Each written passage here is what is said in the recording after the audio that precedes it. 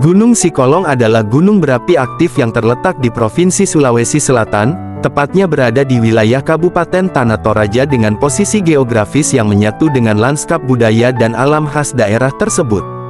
Ketinggian gunung ini mencapai sekitar 1230 meter di atas permukaan laut, menjadikannya salah satu titik tinggi ikonik yang memerlukan kemampuan fisik kuat serta pengetahuan medan untuk dapat dicapai.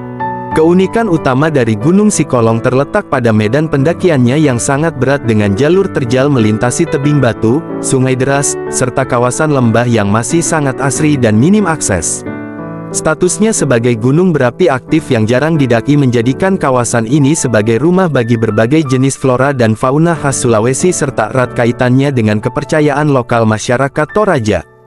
Jangan lupa untuk like, komen dan subscribe serta nyalakan lonceng notifikasi agar tidak ketinggalan info-info menarik lainnya.